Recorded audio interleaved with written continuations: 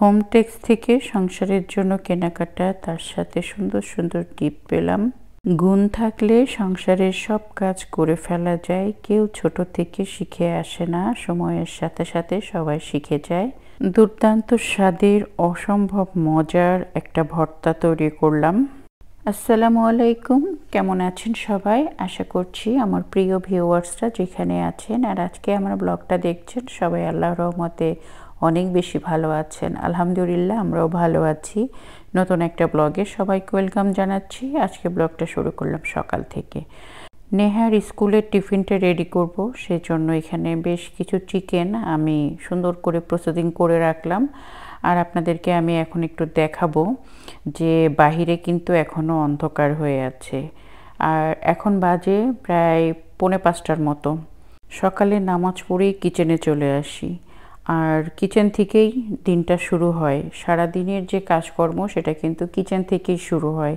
আর আমি রাতে ঘুমানোর সময় কিচেনটাকে কিন্তু খুব সুন্দর করে পরিষ্কার করে রাখি, কারণ আমরা তো দেশের বাইরে থাকি। এইসব দেশে কিন্তু বেশি ককরোচ হয়।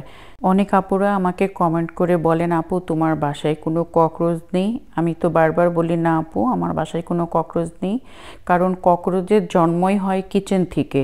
আপনি যদি আপনার কিচেনটাকে নোংরা রেখে দেন তাহলে কিন্তু এখান থেকেই শুরু হবে ককরোচ।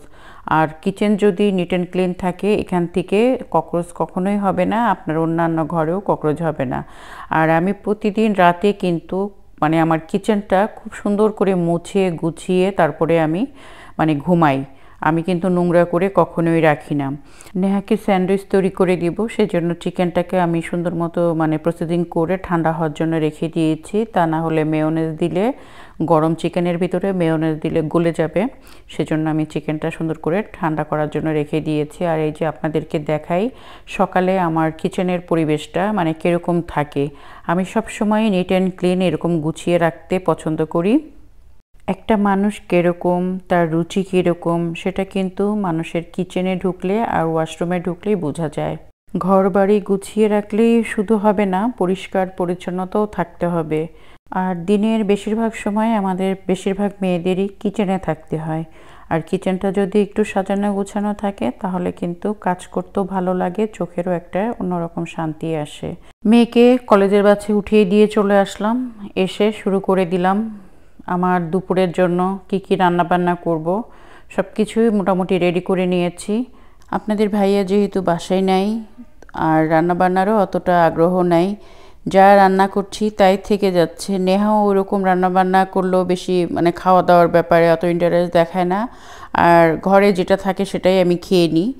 আপনাদের ভাইয়া যখন থাকে নতুন নতুন আইটেম রান্না করলে ও খুব আনন্দ নিয়ে খায়, সেগুলো রান্না করতে অনেক বেশি ভালো লাগে। আপনাদের ভাইয়া বাসায় নেয়, মনে হচ্ছে অনেক বড় কি যেন একটা মিটিং হয়ে গিয়েছে।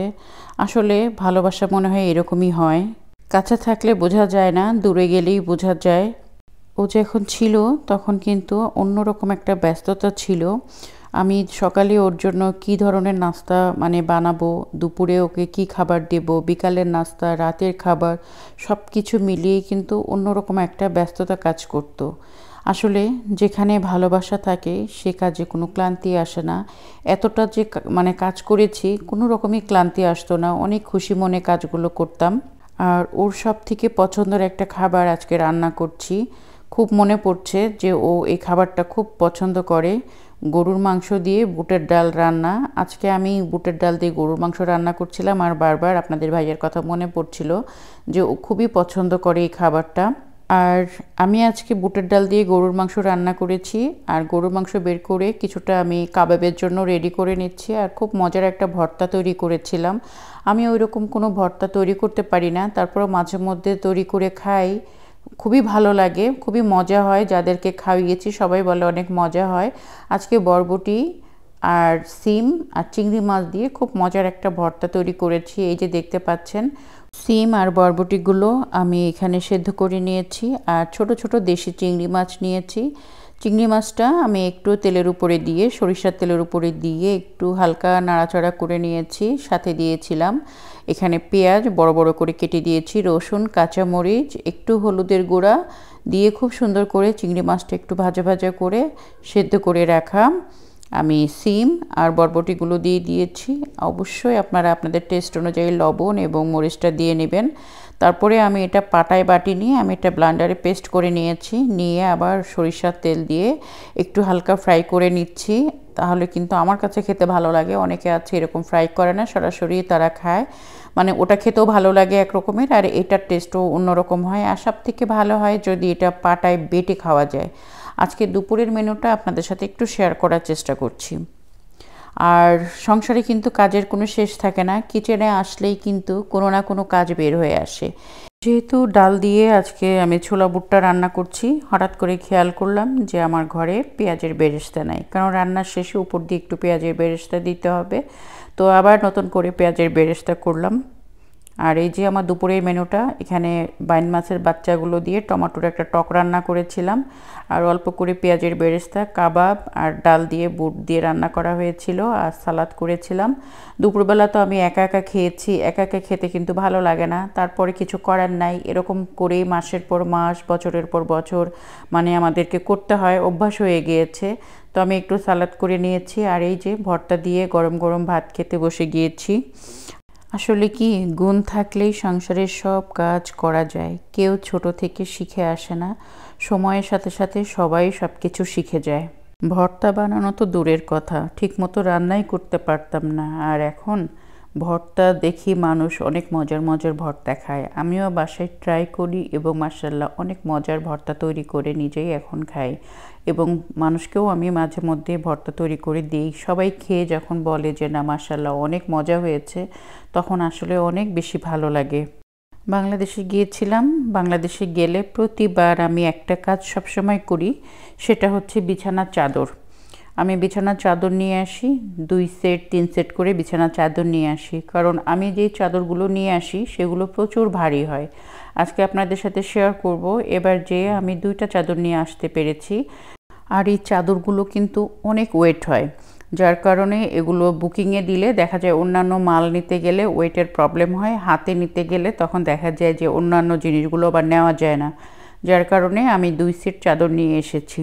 আর চাদরের কালারগুলো হয়তো ঠিকমতো বোঝা যাচ্ছে না, কারণ আমি যে আপনাদের সাথে এই ভিডিওটা শেয়ার করছি, বাইরে প্রচণ্ড রোদ, ভুলে গিয়েছিলাম পর্দাটা টেনে অন্ধকার করে দিয়ে লাইট দিয়ে ভিডিওটা করলে হয়তো ভালো বোঝা যেত, কিন্তু কালারটা খুবই সুন্দর। আর এই একটা কালার, এই কালারটা কিন্তু আমাকে আরেকজন পছন্দ করে দিয়েছে, কারণ আমার ভালো লাগেনি বেশি, তারপরও উনি যেহেতু বারবার করে বলছিলেন যে এইটা নেন এটা নেন, ভাবলাম যে কোনো সমস্যা নাই, কত কিছুই তো ঘরের কোনায় একটা পড়ে থাকে, আর উনি যেহেতু এত শখ করে বলছে চাদরটা অনেক সুন্দর ভালো লাগবে, তো এটা নিয়ে নিই, অসুবিধা নেই। তো চাদরটা নিয়েছি, আর এটা হচ্ছে হোম টেক্সের চাদর। বাংলাদেশে যারা থাকেন তারা তো সবসময় হোম টেক্সের চাদরই মনে হয় ব্যবহার করেন। আসলে মানুষ মনে করে বিদেশে থাকলেই হয়তো বিদেশি জিনিসপত্র ব্যবহার করলে সবচেয়ে বেশি ভালো।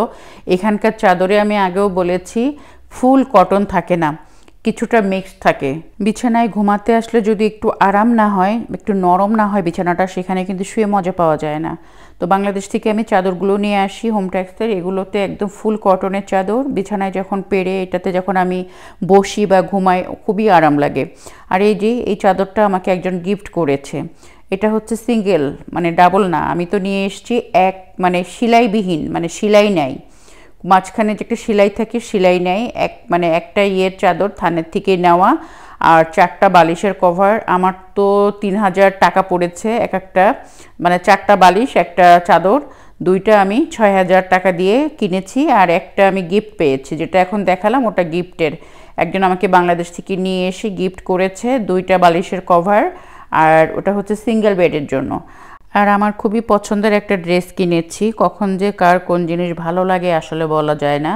তো আমার কাছে বাটিকের একটা 3 পিস পরার খুব ইচ্ছা ছিল, তো আমি এবার বাংলাদেশে যেয়ে এই 3 পিসটা কিনে নিয়ে এসেছি। সবার কাছে শুনতাম এই 3 পিসগুলোর দাম নাকি খুব মানে সস্তা, তো আমি আমাদের মিরপুরে যে শাহালি মার্কেট আছে সেখান থেকে এই 3 পিসটা কিনেছি 1200 টাকা দিয়ে। জানি না জিতেছি কি ঠকেছি বলতে পারবো না, কিন্তু কাপড়টা খুবই সুন্দর। আমি সাথে এক ভাবিকে মানে সাথে করে নিয়ে যেই কিনেছি দামাদামি করে, আমার কাছে তো খুবই ভালো লেগেছে। দেখিয়ে দিলাম আমার বাংলাদেশি শপিংগুলো কীরকম হয়েছে, কমেন্ট করে আপনারা জানাতে পারেন। আর ভিডিওটা বেশি বড় করব না, আপনাদের কাছ থেকে বিদায় নিয়ে নেব। যে যেখানে আছেন ভালো থাকেন, সুস্থ থাকেন, অন্তর থেকে অনেক অনেক দোয়া থাকলো। আপনারা সবাই আমার এবং আমার পরিবারের জন্য দোয়া রাখবেন। আজকের মতো ব্লগটা শেষ করছি। আল্লাহ হাফেজ।